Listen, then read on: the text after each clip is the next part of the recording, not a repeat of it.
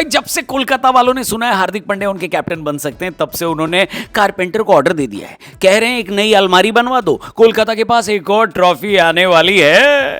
इतनी खुशी मुझे आज तक। भाई क्रिकेट वर्ल्ड में इस वक्त सबसे बड़ी खबर यही है कि कोलकाता को उनका कैप्टन मिलने वाला है, और ये कैप्टन कोई और नहीं बल्कि भारत का बेस्ट ऑलराउंडर हार्दिक पांड्या है।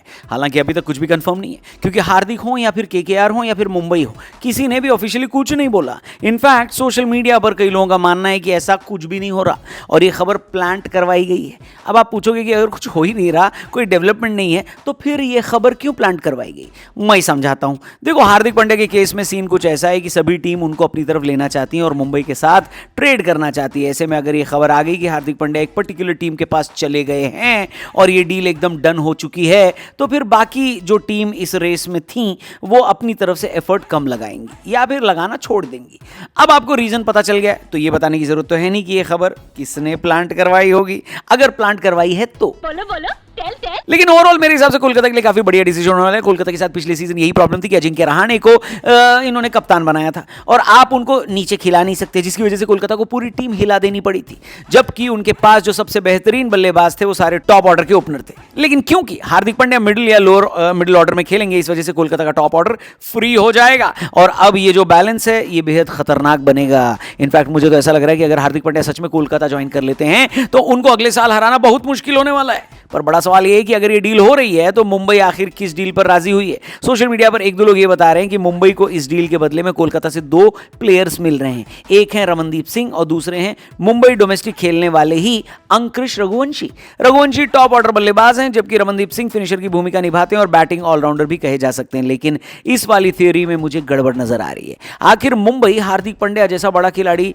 2 नए यंग खिलाड़ियों के लिए क्यों जाने देगी है? उसमें से भी सिर्फ रघुवंशी थे जिनकी परफॉर्मेंस इस साल शानदार रही थी। रमनदीप तो आउट ऑफ फॉर्म भी थे और कई लोग कह रहे थे कि उनको बाहर कर देना चाहिए, जो कि कोलकाता ने टूर्नामेंट के आखिर में बाहर कर भी दिया उनको, और उनकी जगह पर मनीष पांडे को खिलाया जाने लगा।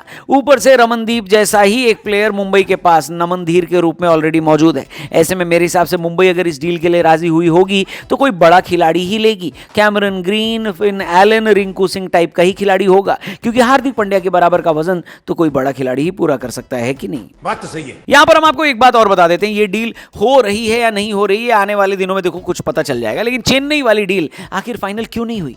ऐसी क्या वजह है कि चेन्नई के साथ जो डील लगभग पक्की मानी जा रही थी अचानक से टूट गई और हार्दिक अब कोलकाता के पाले में जाने वाले हैं? वेल, जिस जर्नलिस्ट ने ये न्यूज ब्रेक करी है उनके मुताबिक चेन्नई का एक बड़ा प्लेयर जो कि उनकी कोर मैनेजमेंट का हिस्सा भी है, बड़े प्लेयर से मेरा मतलब है कि चेन्नई के जो 3-4 टॉप प्लेयर है उनके नाम सोच लीजिए आप, उनमें से कोई एक प्लेयर ये नहीं चाहता कि हार्दिक पांड्या चेन्नई की टीम ज्वाइन करें, वरना मैनेजमेंट और बहुत सारे लोग ये चाह रहे थे कि हार्दिक पांड्या उनकी टीम में आए।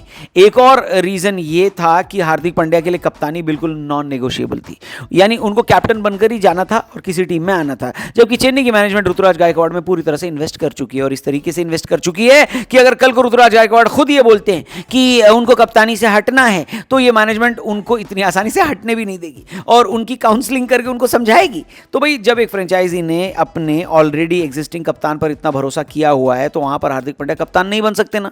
इनफैक्ट ये वाले जर्नलिस्ट भाई साहब का तो ये भी कहना है कि मुंबई में इस वक्त कई सारे लोग कैप्टन बनना चाहते हैं, सूर्य कुमार यादव से लेकर बुमराह, सबके अंदर कप्तानी का एंबिशन है। और हार्दिक पांड्या तो गुजरात छोड़कर मुंबई आए ही कप्तानी की वजह से थे, अगर उनको नॉर्मल प्लेयर बनाकर बुलाया जाता तो वो नहीं आते। शायद इसी वजह से हार्दिक चेन्नई नहीं गए और अब रिपोर्टेडली कोलकाता जा रहे हैं। आपका इस ट्रेड डील पर क्या कहना है कमेंट करके जरूर बताना और ये भी बताना कि चेन्नई की टीम से ये कौन इंपॉर्टेंट प्लेयर है जो कि हार्दिक को चेन्नई नहीं बुलाना चाहता। और जब इतनी सारी चीजें आप हमको बता ही रहे हो तो ये भी बताते हुए जाना कि आपके हिसाब से कोलकाता हार्दिक के बदले किस प्लेयर को दे सकता है मुंबई को। बाकी हम आपसे मिलेंगे कल, चैनल को सब्सक्राइब करके जाना और हमारे लेटेस्ट पॉडकास्ट को देखने के लिए हमारे टीआरपी चैनल पर जरूर जाना, लिंक डिस्क्रिप्शन में दिया है। थैंक यू फॉर वॉचिंग, जय हिंद।